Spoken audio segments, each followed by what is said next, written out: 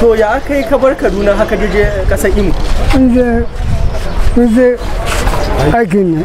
To wani irin aiki? Aikin biredi.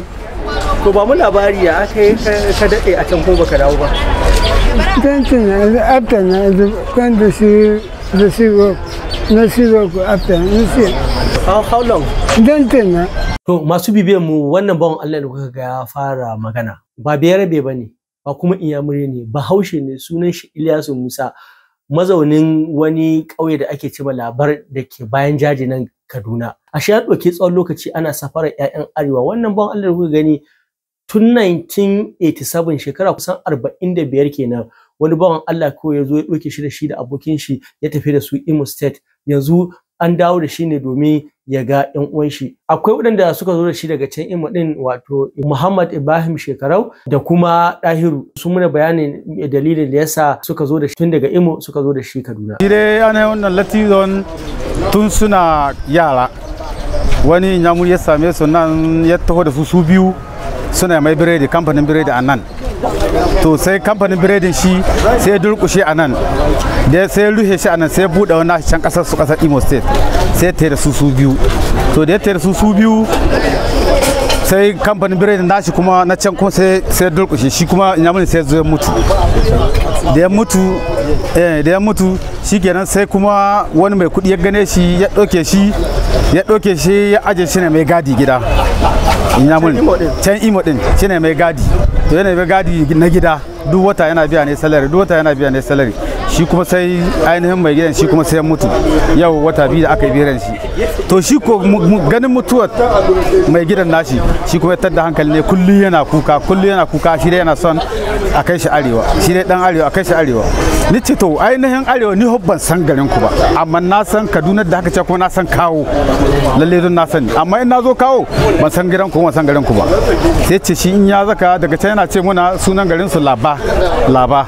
Sai ce to bari mun ga zaka nan Kawo za mu samu waɗanda sun ka sani a tafi da kai. To yanzu gashi an zo da shi ko magana ya ce ba su da wani yare in ba Hausa ba, kuma magana tashi in kai mai Hausa ba ya mai sadda shi ba, saboda ya riga ya dan juya. Wannan bawan Allah shi dan uwanmu ne musulmi, inda muna kasuwanci a jihar Imo. Muna kasuwanci a jihar Imo kuma yana zuwa cikin mu.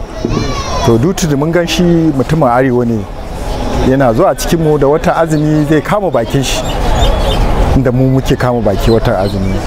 So mai gidan shi ya zo ya pass away, Ya rasu.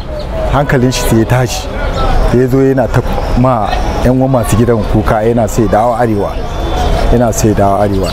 To aka ce ba da wayansu 'yan uwa sai mu da Allah mu agaza mu taimaka mu kawo shi. Dama ya riga ya play mana history nashi, ya ce daga nan Kawo aka kwashe su biyu a tas 1979 to 1980 aka kawo su daga nan Kaduna aka kai su Imo, su biyu ne. To ɗayan his late ya pass away, Allah ya ma ɗayan rasuwa, Inyamuran sun tambake shi. To shi wannan yana zuwa cikin mu inda muke kasuwanci, zai zo ya siya wayansu abubuwa kuma yana aikin albashi ne. To yanzu me ya ji hankalin ku ce bari ku dawo da shi? Shi ne kullum yana zuwa ya ce don Allah mu taimaka, baya so ya mutu a ƙasan Inyamure, mu taimaka mu kawo shi. Muna zuwa kasuwan tashan Kawo, shi ya san motan garinsu, kuma da muka zo nan kuma ya ƙara birkicewa, ko ganin jama'a da ya yi ne ya ƙara birkicewa, bai iya ce komi ba, sai kame yake ta yi. Malam Ibrahim Baiwa daga Allah yana ɗaya daga cikin wanda suka taimaka suka anshi wannan bawan Allah mai suna Ilyasu Musa. Shi ma mun zanta da shi, ya mana bayanin ɗawainiyar da za su ɗauka da shi da kuma yadda za a maida shi gida. Shi da wannan bawan Allah an waye gari waɗansu bayan Allah sun zo da shi daga jihar Imo. To kullum yana masu kuka, sai suka ɗauki alƙawarin cewa tun da ya ga musu Kaduna yake, kuma an zo Kaduna zai gane garinsu. To ana zuwa cikin garin Kaduna nan Kawo sai ya nemi kuma rikicewa. To sai aka rasa yadda za a yi.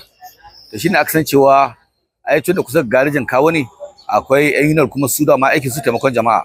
To suka yi kokari shine aka kawo shi a nan discipline na garejin Kawo. Amma ina ne yake sai hudu sunan wani ƙauye a nan wajen jaji, cewa can wajen garin su yake.